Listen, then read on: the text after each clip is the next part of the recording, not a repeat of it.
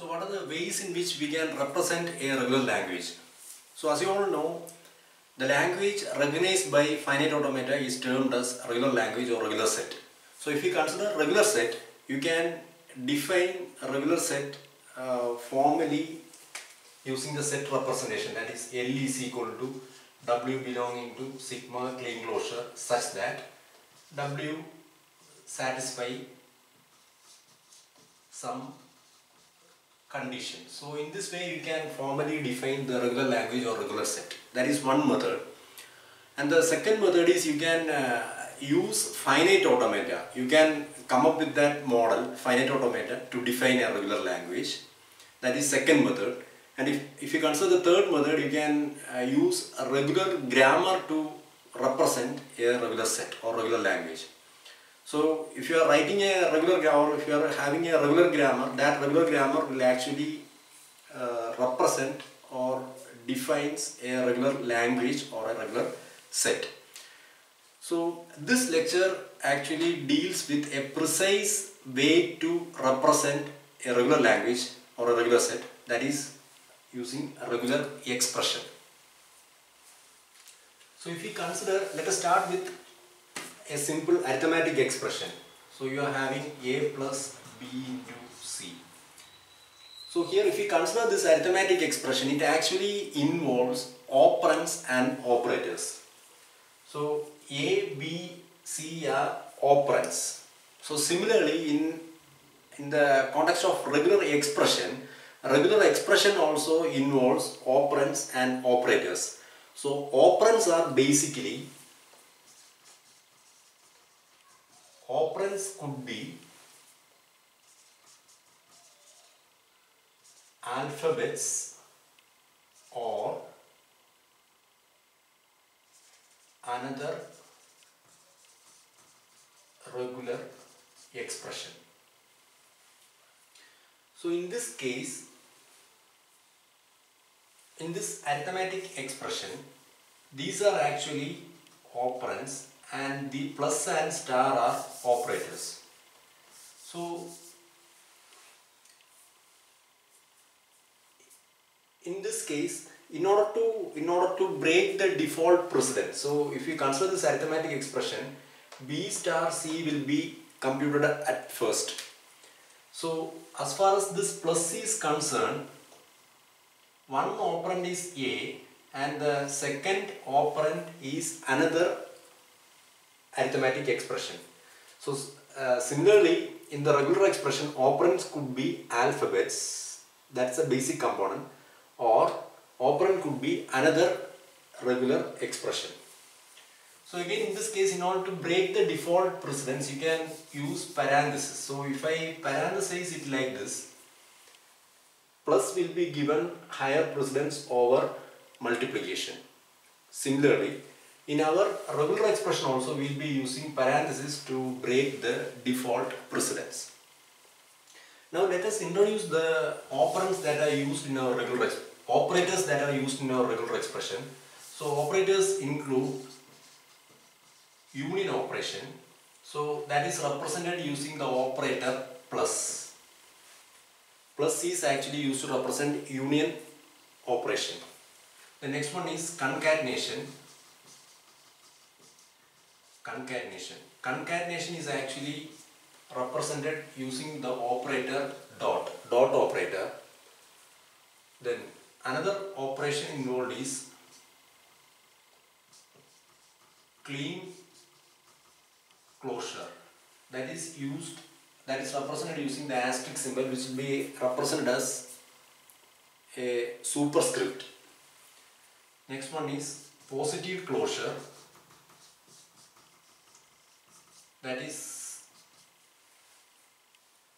represented using the operator plus, which will be represented as superscript. So these are the main operators involved in our regular expression. So operands could be alphabets or another regular expression. Now let us formally define regular expression.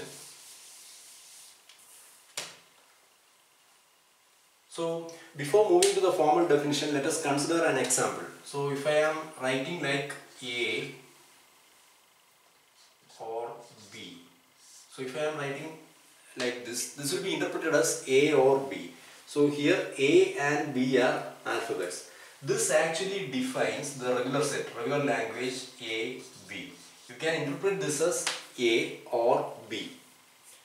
So let us consider another expression, A or B clean closure. So how will you interpret this? This can be interpreted as A or B clean closure. So here higher precedence will be given to this operator. As I said, if I take regular expression, you can break it into operands and operators. So this is an operand, this is an operand, this is another operand, this is operator, this is another operator. So as far as this union is concerned, this OR operator is concerned, it is actually a binary operator. If you consider this clean closure, that actually acts as unary operator. So if we consider precedence of this operator, higher precedence will be given to this one. So you can interpret this as A union B clean closure. B clean closure actually includes epsilon, 1B, 2Bs, 3Bs and so on. So this is the regular set defined by this regular expression. Now let us consider A or B clean closure. So as I said, in order to break the default precedence, you can use parenthesis pair. So if I am writing like this, higher precedence will be given to star operator. So B star will be computed separately, and that will be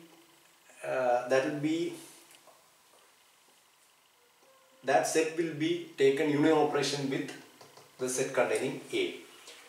So in order to break the default precedence, you can use the parenthesis. If I am using this parenthesis, this could be interpreted as A or B clean closure. In the sense, this actually defines all possible strings that can be generated using A's and B's including null string. So it includes epsilon, A, B, AB, BA, BBA, AAB and so on. Any string that can be generated using A's and B's. Now what about this expression A concatenated with AB clean closure, or you can have this expression A concatenated with A or B clean closure. So here this is the here if we consider this concatenation operator, dot operator, it's having two operands. One operand is an alphabet and the second operand is another regular expression. So in actual practice, it is not mandatory to represent concatenation operation using dot operator. You can simply ignore dot operator and you can write A followed by A or B clean closure in parenthesis pair. So you can treat this as the set containing, see, if you consider this parenthesis, higher precedence will be given to A or B clean closure. So A or B clean closure will be taken and A will be concatenated with A or B clean closure.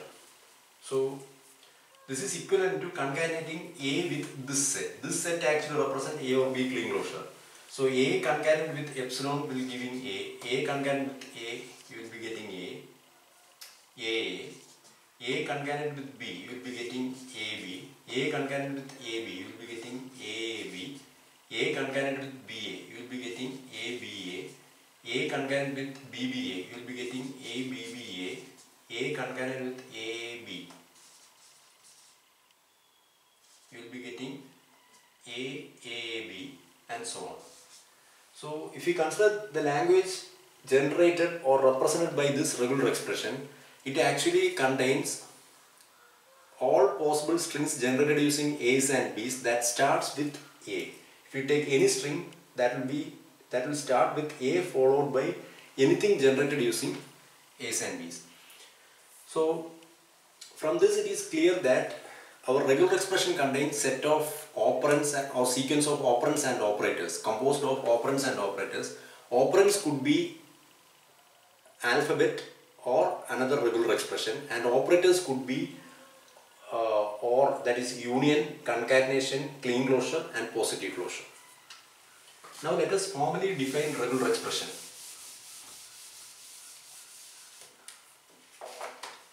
Let sigma be an alphabet. The regular expression over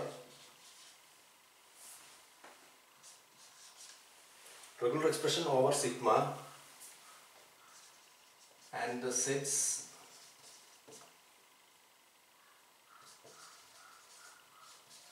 they denote are recursively defined as follows. First one, so first you have to define the different components of a regular expression. So if you consider regular set, so regular set could be empty also. So null set could be the basic component. Null set is a regular expression that denotes empty set, null set. So this is a basic component. Null set could be a regular expression.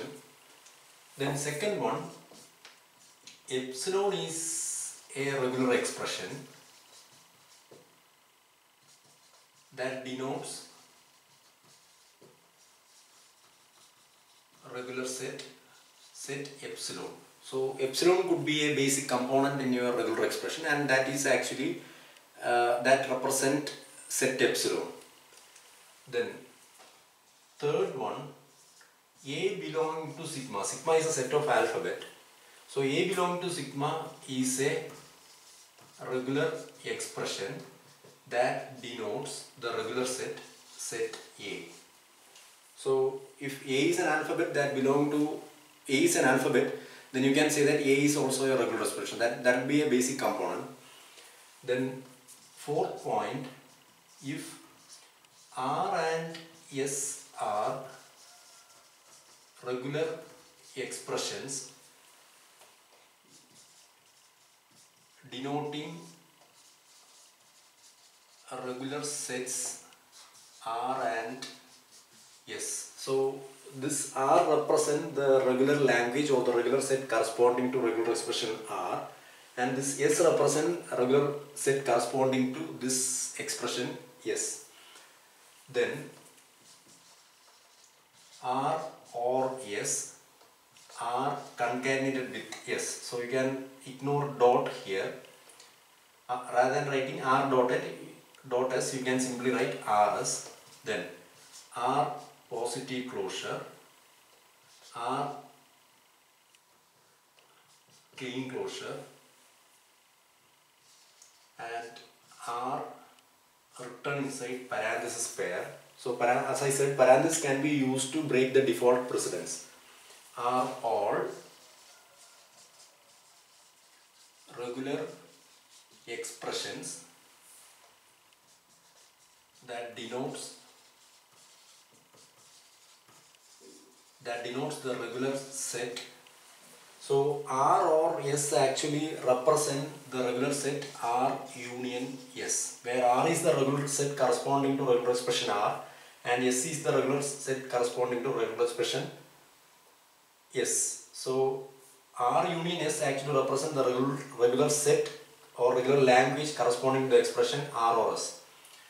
Similarly, R dot S is the regular set representing the expression RS. R positive closure represent the regular set corresponding to R positive closure. Similarly, R clean closure and R respectively. If R and S are regular expressions denoting regular sets R and S, then R or S RS, R positive closure, R clean closure and R written as a parenthesis pair are all regular expressions that denotes the regular set R union S, R dot S, R positive closure, R clean closure and R respectively. Then fifth point, nothing else is a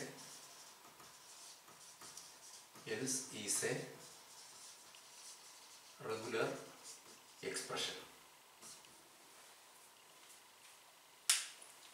Now let us consider this is the formal definition of a regular expression. Now let us consider a simple example.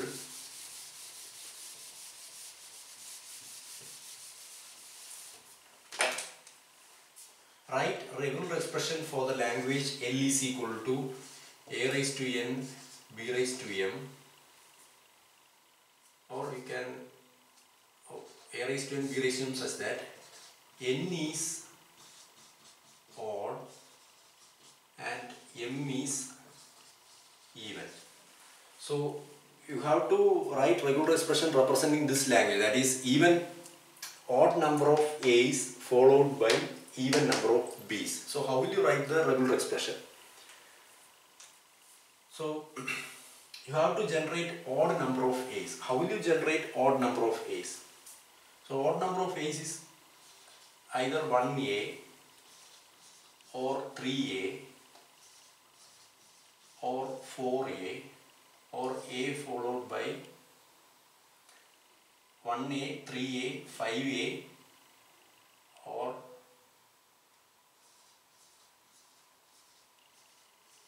7A. So you are having 1, 2, 3, 4, 5, 6, 7. So in this case you can extract the first A. If you extract the first A, then A will be followed by even number of A's. 1A followed by even number of A's. That will generate odd number of A's. So it is pretty simple. A followed by even number of A's. Even number of A's will be actually multiple of 2 A's. So I can write A concatenated with A clean closure. This actually generates odd number of A's. A concatenated with even number of A's, that is epsilon or AA or AAA or AAA, that actually generate odd number of A's. This must be concatenated with even number of B's. So how will you generate even number of B's? Even number of B's could be epsilon BB, BB, BB, BB, BB, BB and so on. So you can write BB clean closure. This actually generates epsilon BB 4 times B or 6 times B and so on. So this is the regular expression that represents the language L. So you can say that R is equal to AA clean closure concatenated with BB clean closure, and you can say that L of R is equal to L, where L of R is the language represented by this regular expression, which is same as that of L. That's it.